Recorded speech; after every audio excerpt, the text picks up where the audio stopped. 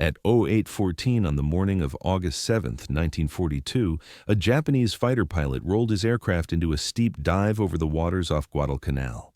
The cockpit was already stifling, sweat soaked through his flight suit, the engine vibrated violently as the nose dropped, the wind screaming past the canopy. Below him, American aircraft scattered in loose formation, slow, clumsy shapes against the blue-green sea. They should have been easy prey. For years he had been taught that this moment would end the same way every time. The enemy would panic, they would scatter, they would flee or die. American pilots were not supposed to stand their ground against a zero, but as he closed the distance, something felt wrong. The Americans did not break. One fighter peeled toward him, not away. Another slid into position behind it. Their movements were deliberate, coordinated, almost calm. Tracer fire flashed past his cockpit, closer than expected. He pulled hard on the stick, rolling away, and for the first time in his combat career, he was forced to disengage, not because he had lost, but because the fight was no longer unfolding the way he understood. That moment lasted only seconds, but it marked the beginning of a realization that would take 3 years of brutal air combat to fully sink in. The Japanese pilots who entered World War II believed with absolute certainty that they were superior to their American enemies. Not just better trained, not just more skilled, but fundamentally stronger in spirit, discipline, and will. They believed victory was inevitable. What they encountered instead was an enemy who refused to behave as expected, an enemy who adapted, learned, and endured. And in the skies over the Pacific, that refusal would quietly destroy everything Japan's fighter pilots believed about themselves, their aircraft, and the war they thought they were destined to win. To understand how that belief collapsed, we have to begin with the world Japanese pilots were raised to see and the myths they carried into battle with them. Long before Japanese pilots ever climbed into the cockpit of a fighter aircraft, they had already been taught how the war would end. From the moment they entered military training, they were immersed in a worldview that left little room for doubt. Japan was not simply another nation fighting for resources or territory. It was a civilization with a destiny. Its soldiers were not merely trained combatants, but spiritual heirs to a warrior tradition stretching back centuries. At the center of this belief stood a concept known as Yamato Damashi, the Japanese spirit. This was not an abstract idea. It was taught as a concrete force, something real and measurable, something that could overcome steel, numbers, and machines. Where other nations relied on industry and material power, Japan would rely on will. Where others planned wars of attrition, Japan would strike with decisive spirit. Victory, they were told, was not a question of resources. It was a question of character. This belief was rooted deeply in Japan's history.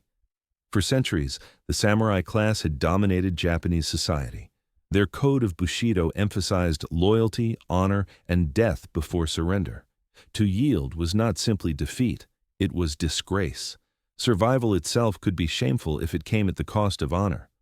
When Japan modernized in the late 19th and early 20th centuries, these values did not disappear. They were deliberately carried forward and embedded into the new imperial armed forces.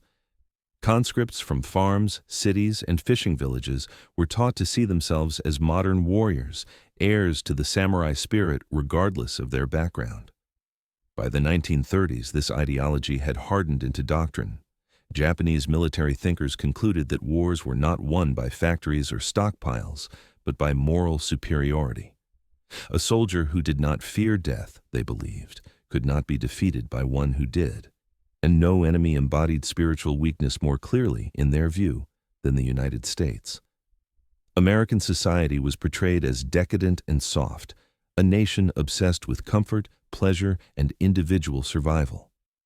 Japanese propaganda depicted Americans as undisciplined, unwilling to endure hardship, incapable of sustained sacrifice. They were said to lack the spiritual depth required for true combat. This contempt extended especially to American pilots. Before the war, some Japanese theorists argued that Americans made poor aviators precisely because they valued safety. Their aircraft were built to protect the pilot, their training emphasized survival. In Japanese eyes, this revealed a fatal weakness. A man who feared death could never fight with full commitment. Japanese pilot training reinforced this belief relentlessly. Naval aviation was brutally selective. Only a tiny fraction of applicants were accepted. Those who survived the process endured years of intense instruction, accumulating hundreds of flight hours before ever seeing combat. Mistakes were punished physically. Weakness was driven out through exhaustion, humiliation, and pain. The result was an elite force, small, supremely confident, and utterly convinced of its own superiority. And early victories seemed to prove them right. In China, Japanese pilots had dominated the skies.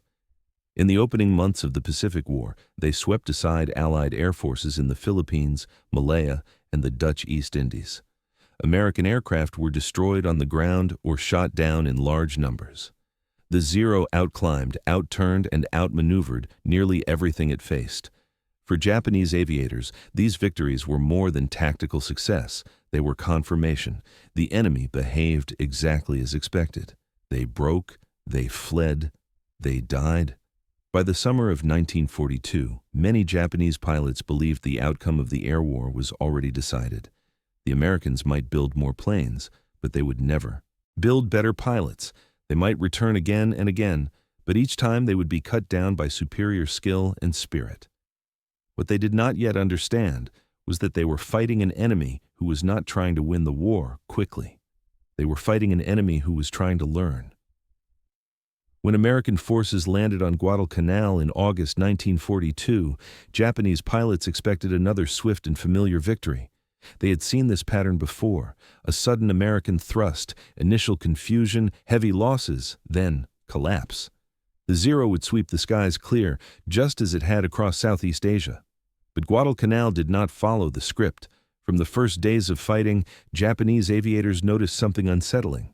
The Americans were disorganized, inexperienced, and flying inferior aircraft, yet they kept coming back. Even after heavy losses, new pilots appeared the next morning. New aircraft rose from Henderson Field. The air battles repeated themselves day after day, with no sign of panic or retreat. The American fighters were slower. They climbed poorly. They could not turn with the Zero. On paper, every engagement favored Japan.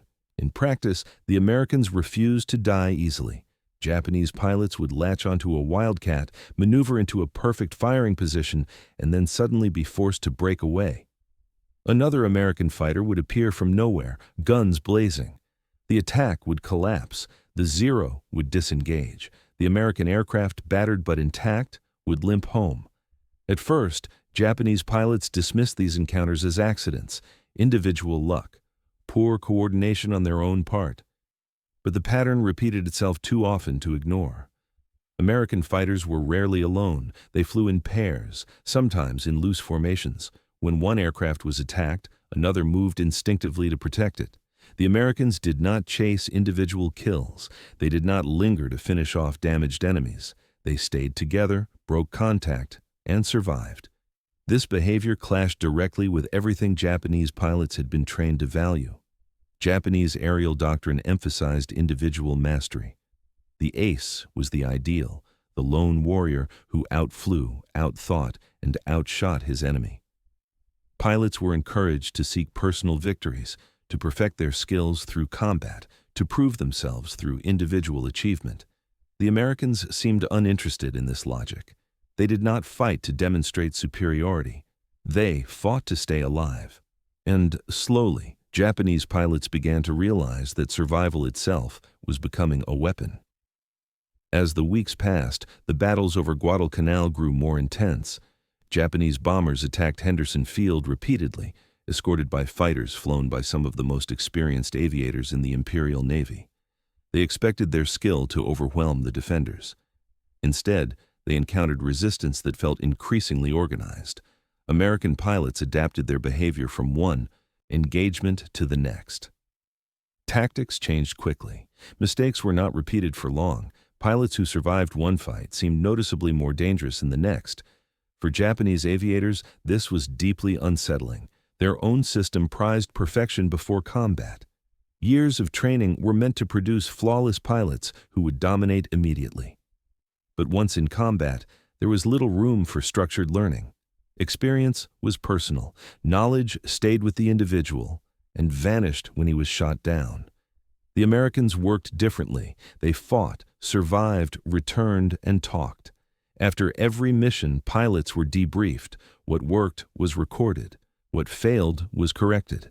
Lessons spread across squadrons and bases. Individual encounters became collective knowledge. The air war over Guadalcanal became a grinding contest, not of brilliance, but of adaptation. Japanese pilots still won many fights. They still outmaneuvered American aircraft. They still trusted in their superior skill. But for the first time, victory no longer felt clean. Something had changed. The Americans were not improving slowly. They were improving immediately. And in the skies above Guadalcanal, Japanese pilots began to sense, without fully understanding, that the war they had prepared for was not the war they were now fighting. By late 1942, Japanese pilots began to realize that the Americans were no longer improvising. They were executing doctrine. The turning point came not through a single dramatic battle, but through a pattern that repeated itself with increasing precision. Japanese pilots would spot American fighters below them, dive to attack, and feel the familiar confidence of advantage return, only for the fight to unravel moments later. Each time a Zero latched onto an American aircraft, another American appeared, not by chance, not late, but exactly where it needed to be. The maneuver became known to history as the Thach Weave. To the Japanese pilots who first encountered it, it felt like a trap. Two American fighters flew far enough apart to invite attack. When a Zero committed to one, both aircraft turned toward each other in a synchronized crossing pattern. The Japanese pilot, focused on his target, suddenly found himself exposed to gunfire from an unexpected angle. He could break off the attack or die. Again and again, experienced Japanese aces were forced to disengage, not because they had been outflown, but because they had been outnumbered in purpose. This was deeply disorienting. Japanese pilots had been trained to seek decisive engagements, to press attacks aggressively, to finish the fight. Breaking off an attack felt unnatural, almost shameful. Yet the Americans made disengagement part of their strategy. They denied the Japanese pilots what they wanted most: a clean duel. For the Americans, survival was not a retreat, it was success. This difference reflected something far deeper than tactics. Japanese air doctrine revolved around the individual. Skill was cultivated to an extreme degree. Pilots were expected to master their aircraft completely, to react instinctively, to dominate opponents through superior flying. Excellence was personal. Failure was personal. American doctrine emphasized the group. From the beginning of their training, American pilots were taught to protect their wingman before pursuing the enemy. The unit mattered more than the individual. A pilot who returned without a kill but brought his wingman home was considered successful. To Japanese aviators, this mindset was baffling. They interpreted it at first as caution, then as lack of confidence. Only slowly did the truth emerge. The Americans were not afraid of dying. They were determined not to waste themselves. Every American pilot who survived a mission became more dangerous in the next one. Every engagement added to a growing pool of shared experience. Every mistake was analyzed and corrected. Japanese pilots watched this process with growing unease. Their own system produced brilliance, but it could not multiply it. Veteran pilots were kept at the front, flying mission after mission, carrying the full burden of combat themselves. There was little rotation, little opportunity to pass knowledge back to new pilots. Experience accumulated slowly and disappeared instantly when a pilot was lost. As 1943 approached, the imbalance became harder to ignore. American pilots were no longer merely stubborn opponents flying inferior machines. They were coordinated, disciplined, and increasingly confident. They chose when to fight and when to disengage. They dictated the terms of battle. Japanese pilots began to feel something they had not felt before, not fear, but constraint. For the first time, they were fighting an enemy who controlled the shape of the engagement. And with every month that passed, the space for individual brilliance grew smaller. The war in the air was no longer about who flew better. It was becoming a question of who learned faster. By 1943, Japanese pilots were still winning dogfights, but they were losing the war. In the air, individual encounters often looked familiar. A Zero could still outturn a Wildcat. An experienced Japanese pilot could still outfly many of his opponents. In a clean one-on-one engagement, skill still mattered. The problem was that clean fights were becoming rare. American aircraft were changing. The fragile Wildcats that had barely survived Guadalcanal were being replaced by something entirely different. When the Grumman F-6F Hellcat began appearing over the Pacific, Japanese pilots immediately noticed the difference. It was bigger, heavier, faster in a dive. It did not turn like a Zero, but it did not need to. The Hellcat could absorb punishment that would have destroyed a Japanese fighter. Its pilot sat behind armor. Its fuel tanks sealed themselves when hit. A Zero that took a few well-placed rounds often erupted in flames. A Hellcat hit just as hard could keep flying. For the first time, American pilots could afford mistakes. Japanese pilots could not. This imbalance went far beyond aircraft design. It exposed a deeper problem Japan could no longer hide. Attrition.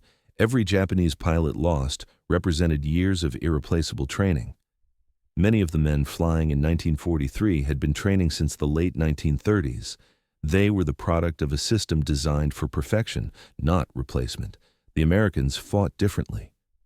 When an American pilot was shot down and survived, he often returned to fly again. When he was lost, another pilot arrived to take his place, trained to a consistent standard, familiar with current tactics, and supported by an expanding institutional memory.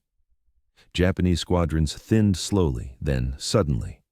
Veteran pilots flew mission after mission with no respite. Fatigue accumulated. Reaction times slowed. The margin for error disappeared. When an ace was finally shot down, his experience vanished with him. By contrast, American experience multiplied.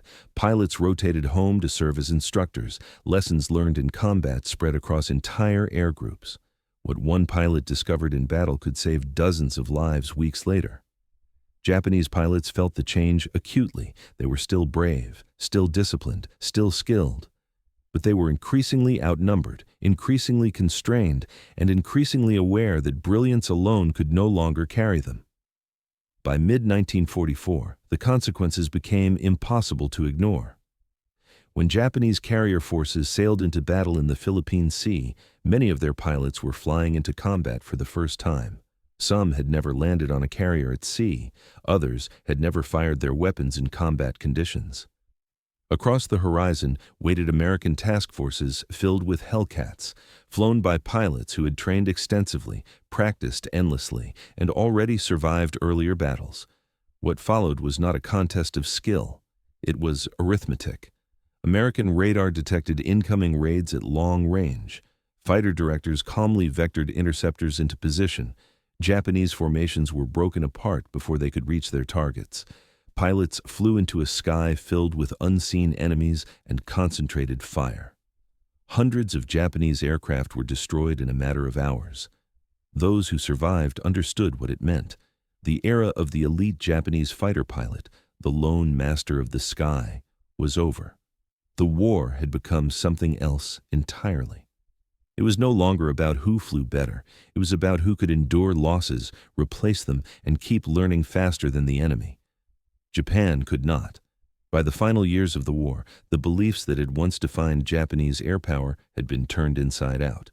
The most telling symbol of that inversion was not found in a new aircraft or tactic, but in a decision. Kamikaze. To outsiders, the suicide attacks appeared. Fanatical, the ultimate expression of blind devotion. But for many veteran Japanese pilots, they represented something far more tragic, an admission of defeat. Men like Saburō Sakai understood this better than anyone. Sakai had survived wounds that should have killed him. He had fought across the entire arc of the Pacific War, and by 1944, he no longer believed in the myths that had carried him into combat. He had seen American pilots fight with discipline rather than fury. He had watched them learn, adapt, and grow deadlier with time. He had seen them respect skill, but never worship death. The kamikaze program was born from desperation, not confidence. Japan no longer possessed the trained pilots, the aircraft, or the fuel to contest American air superiority. Its remaining veterans were too valuable to waste, and too few to turn the tide. So young men with minimal training were given a different mission, not to fight, but to die. For many experienced pilots, this was the final proof that the old doctrine had failed. Death had once been taught as a path to victory. Now it was being used to compensate for the absence of skill, coordination, and systems. The spiritual superiority that was supposed to decide the war had been reduced to a blunt instrument. Sakai himself was blunt in his post-war reflections. He admitted that Japanese pilots had underestimated their enemy completely, that they had mistaken American discipline for weakness, caution for fear, and cooperation for incompetence.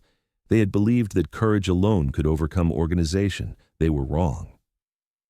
After the war, Sakai met many of the American pilots he had once fought against. He was surprised by them, not because they lacked spirit, but because they possessed it in a different form. They were professionals. They respected their enemies. They valued survival not as selfishness, but as responsibility. In those meetings, the war lost its myths. What remained was understanding. The Americans had not won because they were braver. Japanese pilots had never lacked courage. They had not won because they were more skilled. Early in the war, they often were not. They had won because they built a system that allowed ordinary men to survive long enough to become extraordinary, and then ensured that what they learned was never lost. The final lesson of the air war in the Pacific was not about aircraft or tactics. It was about the danger of believing your own propaganda. Japan entered the war convinced that spirit would decide everything. It discovered too late that spirit, without systems, is finite.